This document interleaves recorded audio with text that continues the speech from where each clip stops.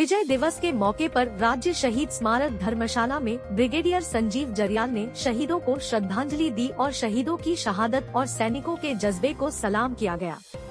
इस मौके पर Indian ex service league Himachal Pradesh के महासचिव YS राणा ने कहा कि देश का नागरिक जांबाज जवानों के कारण ही सुरक्षित है। हिमाचल की धरती वीर सपूतों की धरती है। उन्होंने कहा कि हमारा जो युवा वर्ग है वे इस कार्यक्रम से प्रेरणा ले और भारतीय सेना में भर्ती होकर देश की सेवा करें। Actually, I am Colonel YS Rana.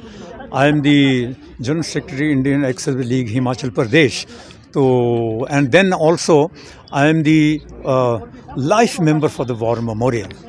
And it is our duty to pay obeisance to the departed soul, those who have fought all the war and has saved the country, the freedom. And let me tell you, अगर आज जो दिन हम यहाँ पर मना रहे हैं 16 दिसंबर कईयों को पता नहीं है कि 16 दिसंबर क्यों मनाया जाता है। ये हमारा विजय दिवस होता है। जब सन 71 की लड़ाई शुरू हुई थी, हम पीसफुल कंट्री हैं, भारतवर्ष हमारा जो है पीस चाहता है, लेकिन अगर हमारे ऊपर कोई लड़ाई थोप दे तो हम मुंह तोड़कर जवाब उनको देते थे और अभी भी देंगे। जो फ्यूचर जो है फौज, अगर 15 अगस्त को अगर प्रधानमंत्री अगर झंडा वहाँ पर चढ़ाता है, इसका श्रेय जो है भारतवर्ष की फ़ौज को जाता है, क्योंकि उनकी वजह से जो है वो आज़ादी जो है वो कायम रहती है और आगे होती रहेगी। जब सन 71 की लड़ाई जब लड़ी थी तो पाकिस्तान के 2 भाग होते थे, East Pakistan and West Pakistan. लेकिन उस वक़्त जब लड़ाई हमारे पर थोपी गई तो हमने प्लान बनाई। उस प्लान के मुताबिक जो हमारे उस वक्त थे general Manekshaw, field marshal Manekshaw, उन्होंने बहुत ही एक बहादुरी और पूरी लीडरशिप जो है अपनी यहाँ पर दिखाई और भारतवर्ष फौज ने उनके हुक्म को मानते हुए जो ईस्ट पाकिस्तान था उसको लिबरेट करके, आज़ाद करके, इसकी आज़ादी जो है बांग्लादेश देश जो क्रिएट किया, ये भी एक भारतवर्ष के लिए एक बहुत महत्वपूर्ण दृश्य था उस वक्त। और जो वेस्ट पाकिस्तान में जो लड़ाई हुई थी वो पूरी थोपी गई थी, वो कैप्चर करना चाहते थे, जो कि हम उस वक्त, जैसे कि मैं अभी आपके सामने खड़ा हूँ, कर्नल YS राणा उस वक्त 2nd लेफ्टिनेंट पास आउट हुआ था इंडियन मिलिट्री एकेडमी देहरादून से, और जो पासिंग आउट परेड 16 दिसंबर को होनी थी वो 14 नवंबर को, 1 महीना पहले जनरल मानेकशॉ ने बोला कि ये कोर्स हमें पहले चाहिए, हमें स्ट्रेट वे लड़ाई में भेजा गया था। उस वक्त मेरी पलटन थी छम जानते हैं JNK में, छम जौड़ियाँ उस इलाके में था, लेकिन पाकिस्तान ने सोचा कि छम को क्रॉस करके अखनूर को तोड़ा जाए और रजौरी और पूंछ को जो है हम अलग कर लेंगे, ये उनका लक्ष्य था।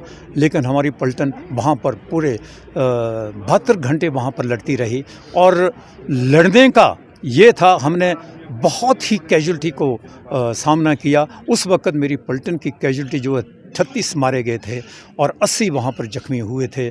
और इस देश ने इस पलटन को 2 महावीर चक्र और 2 वीर चक्र से सम्मानित किया गया था। हमारे कमांडिंग ऑफिसर उस वक्त लेटर ऑन जनरल खन्ना को ये महावीर चक्र, मेरे कंपनी कमांडर को महावीर चक्र मिला था, एक मेरे जवान को वीर चक्र मिला था।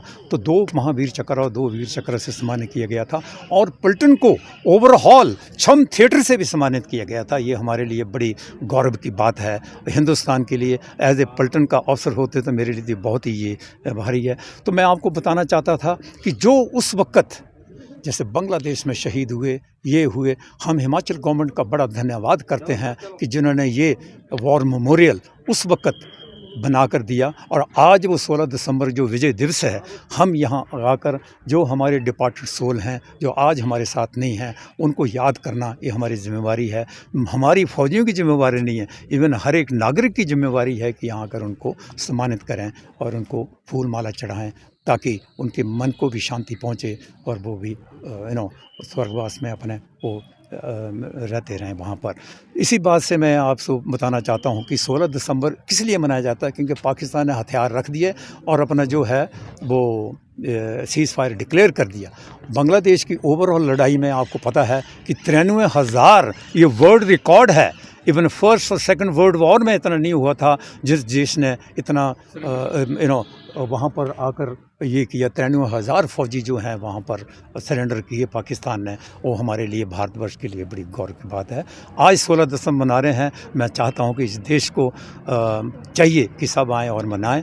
इसी से मैं अपना जो है विराम चिन्ह देता हूँ। जय भारत, जय हिंद। धर्मशाला से संजय अग्रवाल की रिपोर्ट, कैमरामैन युगमार्ग टीवी।